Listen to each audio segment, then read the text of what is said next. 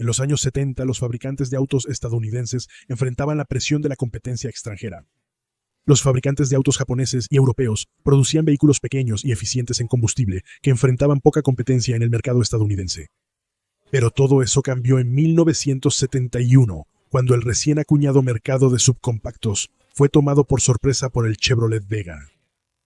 Fue un diseño innovador que ganó el premio al coche del año de la revista Motor Trend. Car and Driver lo nombró el mejor sedán económico durante 3 años consecutivos.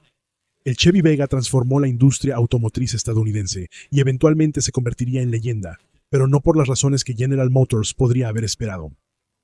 La historia de advertencia del automóvil que Popular Mechanics describió como el coche que casi destruye a General Motors merece ser recordada. A lo largo de los años 50 y 60, General Motors fue una de las compañías más grandes del mundo. En 1956 era el doble de tamaño que la segunda compañía más grande de Estados Unidos, Standard Oil. En ese entonces, las divisiones de General Motors funcionaban como empresas independientes, controladas por sus jefes de división. Controlaban su ingeniería, marketing, producción y concesionarios. Las divisiones rara vez compartían motores, partes o diseños, sino que trabajaban por su cuenta. El Vega fue único desde su origen. Fue uno de los primeros autos diseñados por General Motors, y luego se le asignó a la división Chevy para su construcción y comercialización. El Vega fue propuesto por el pionero ingeniero automotriz Ed Cole, entonces vicepresidente ejecutivo de personal operativo de General Motors, y superó las propuestas de las divisiones Chevy y Pontiac. Ingeniero James G. Musser, quien había ayudado a desarrollar los populares modelos Chevy Nova y Camaro, estuvo a cargo del desarrollo del Vega y dijo que el coche fue el primer vehículo donde una persona estaba a cargo. El coche fue diseñado para utilizar la nueva tecnología de motores de aluminio fundido a presión. Desde 1968, Chevy encargó a Musser liderar el desarrollo del auto para acelerarlo y lanzarlo al mercado en 2 años. Sin embargo, el diseño de Vegas tenía otra complicación. General Motors quería venderlo al precio más bajo posible. Querían un precio alrededor de $2,000 que lo mantuviera competitivo con el Ford Pinto y modelos extranjeros populares como el Volkswagen Beetle y el Toyota Corolla. Mantuvieron bajos los costos con un nuevo tipo de transporte. 18 Vegas por vagón de tren cabían en los estantes superiores para autos. Así que Chevy ideó una nueva forma de transportar el coche, el Vertipack. El Vertipack transportaba los coches verticalmente, con la nariz hacia abajo, permitiendo que cada vagón de tren llevara 30 coches, reduciendo los costos de transporte en un 40%.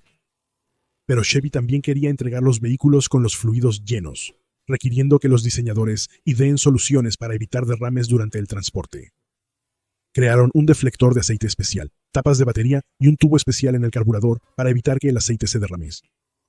El Vega se vendía por $2,090 cuando se introdujo por primera vez, alrededor de $13,000 en dólares de 2020. En 1969, John DeLorean se convirtió en el jefe de división de Chevrolet, luego de trabajar 4 años en Pontiac. Bajo DeLorean, el Vega fue entregado a Chevy casi completo, con poco o ningún control de diseño por parte de Chevy. Solo se esperaba que lo vendieran. DeLorean dedicaría un capítulo entero al Vega en su libro de 1979. En un día claro puedes ver a General Motors, en el que dijo que el coche produjo una relación hostil entre los equipos corporativos y Chevrolet. Desde el primer día en Chevrolet, el Vega estaba en problemas, dijo. Aunque General Motors tenía altas expectativas, prácticamente no había interés en ello en la división. DeLorean afirmó que los ingenieros solo fingían trabajar en el coche, ya que no era suyo y no tenían interés en él. Los ingenieros de Chevrolet también tuvieron problemas con el diseño. DeLorean describió el motor como ruidoso y dijo que los ingenieros se avergonzaban de él. Cuando fueron a probar el nuevo coche después de solo 8 millas, se cayó la parte delantera. DeLorean dijo que debió haber establecido un nuevo récord por el menor tiempo en que un nuevo coche desmoronarse. Los ingenieros de Chevy agregaron peso para solucionar el problema, pero no les gustaba que Ed Cole verificara el progreso y creían que apresuraba la producción.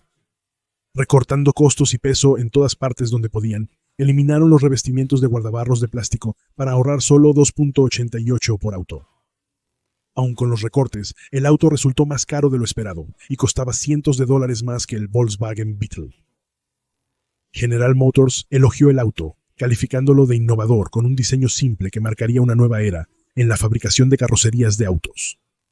Contaba con menos piezas que vehículos similares y un aclamado proceso de prueba de óxido de 6 etapas.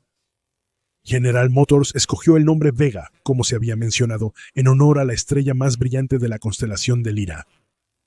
Lo llamaron el pequeño auto que lo hacía todo bien. Deloria defendió el Vega, afirmando que se fabricaría con una calidad sin precedentes en la industria manufacturera del país. Su popularidad aumentó debido a la crisis del petróleo, que incrementó la demanda de autos pequeños y eficientes en combustible. El Vega obtuvo un excelente para la época millas por galón de 28 en la ciudad, y puede llegar hasta 40 millas por galón en la autopista. Cuando el coche fue lanzado en 1970, vino en varios diseños, incluyendo un hatchback de 2 puertas y una versión de entrega de 2 paneles. A pesar de los problemas, incluyendo una huelga en la planta de Lordstown, Ohio, donde se construyó, en su primer año el coche se vendió bien. Casi 300,000 se produjeron para el modelo de 1971, y los siguientes 2 años tuvieron ventas de más de 400,000. El coche se apoderó rápidamente de las carreteras americanas, vendiendo más de 400,000 unidades y siendo bien recibido por la crítica. Además de ser el coche del año de Motor Trend, Road and Track afirmó que el Vega era el coche de pasajeros con mejor manejo jamás construido en los Estados Unidos. Pero pronto surgieron problemas. En abril de 1972, una llamada a revisión afectó a 129,000 Vegas porque las explosiones del motor podían dañar el silenciador, provocando sobrecalentamiento y posibles incendios. En mayo, una revisión afectó a 350,000 Vegas debido a una pieza suelta que podía atascar el acelerador en posición abierta. Y en julio, una llamada a revisión afectó a 500,000 Vegas porque el eje trasero podía desprenderse. Según un escritor, para fines de 1972, el 95% de los Vega tenían defectos críticos de seguridad. Múltiples problemas afligían a los dueños de Vega. El motor de aluminio tendía a temblar, rompiendo los vástagos de las válvulas y deformándose por el calor excesivo.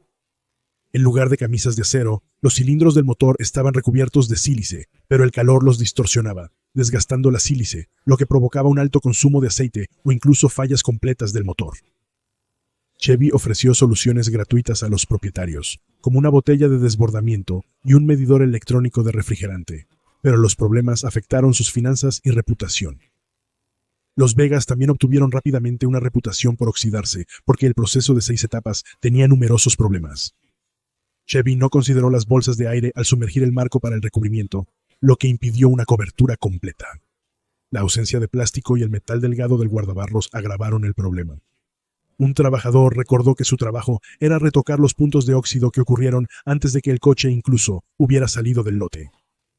Ralph Nader, fundador del Centro para la Seguridad Automotriz, describió el Vega como mal elaborado, poco fiable e inseguro. Además de fallas de diseño, el auto tuvo problemas de fabricación. La planta de Lordstown, Ohio, donde se construyó, fue anunciada como la instalación de producción más avanzada y automatizada de la nación. El Instituto Lorien tenía un estricto control de calidad, pero en 1971 General Motors puso la planta bajo su división de ensamblaje y despidió a cientos de trabajadores, incluyendo a los de control de calidad. La moral de los trabajadores en la planta era baja, lo que resultaba en un trabajo descuidado o incluso sabotaje mientras intentaban alcanzar una producción de 100 coches por hora.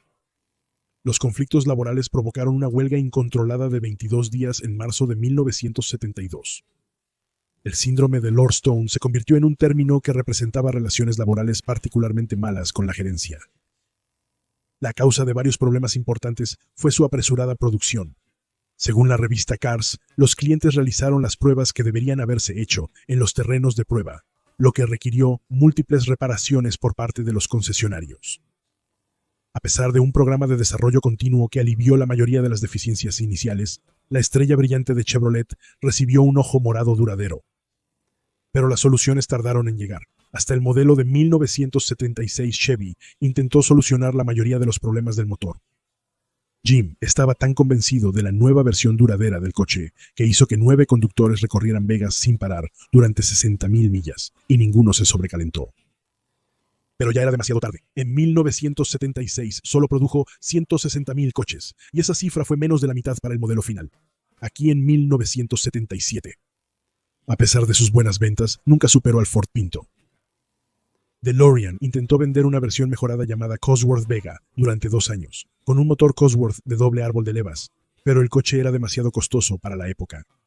La recesión y la inflación hicieron que el coche fuera el doble de caro que el modelo regular, poco atractivo, y solo se vendieron unos pocos miles de coches. El modelo completo se retiró en 1977, aunque versiones con nueva marca como el Chevy Monza continuaron algunos años más. A pesar de sus fracasos individuales, el Vega no fue desastroso para General Motors. General Motors era una empresa enorme y generaba suficiente dinero para absorber las pérdidas del Vega. Un escritor indicó que la historia a cuadros solo reafirmó la idea de que General Motors producía autos compactos de baja calidad. El legado del Vega sería más significativo que su impacto directo en las ganancias de General Motors. Vega se convirtió en sinónimo de malo, una reputación que se pegó a General Motors. Esto también aplica a otros subcompactos americanos diseñados para competir con las importaciones, como el muy criticado Ford Pinto y el American Motors Corporation Gremlin. También fue un símbolo de los tiempos cambiantes. Ya no se controlarían las divisiones como feudos autónomos, sino que funcionarían como partes de un todo, compartiendo diseños, partes y motores. El Pontiac Aster y el Chevy Monza estaban basados en el chasis del Vega. Hoy en día muchos coches tienen gemelos que son coches alterados y renombrados que utilizan las mismas piezas. Esto disminuye los costos y simplifica la reparación de autos para los consumidores. El Vega fue un intento de producir y lanzar un auto económico utilizando nueva tecnología. Pero la nueva tecnología no fue suficientemente probada, y económico parecía significar barato, proporcionando un terreno fértil para importaciones como el Toyota Corolla, el Beetle, el Honda Accord y muchos otros comunes hoy en las carreteras. En los años 70 se fabricaron alrededor de 2 millones de Vegas, pero desaparecieron de las vías casi tan rápido como surgieron. El Vega representó cambios significativos para General Motors y la industria automotriz estadounidense, impulsando nuevas tendencias. La competencia extranjera, los avances tecnológicos y la demanda de autos más eficientes en combustible impulsaron la industria en los años siguientes. Para ser justos, el Vega aún tiene seguidores. En 2010, la revista Motor 10 Classic dijo que los ejemplos bien mantenidos son clásicos atractivos, agradables para conducir y económicos, como la Avenida Báltica con un hotel. Pero en general, la reputación del coche es casi cómicamente pésima, y con frecuencia aparece en las listas de los peores coches jamás construidos. La revista Car and Driver describió al Vega como uno de los ganadores de premios más vergonzosos en la historia del automóvil, y dijo que la única vez que alguien vio un Vega en la carretera cuando no estaba vomitando humo aceitoso fue cuando estaba siendo remolcado. Ojalá hayas disfrutado este episodio de El Historiador. 10 a 15 minutos. Si lo disfrutaste, haz clic en me gusta. Si tienes preguntas, comentarios o sugerencias para futuros episodios, déjalos en la sección de comentarios. Responderé personalmente. Sigue al Historiador en Facebook, Instagram, Twitter y visita nuestra tienda en teespring.com. Y si te gustaría más episodios sobre historia olvidada, todo lo que necesitas hacer es suscribirte.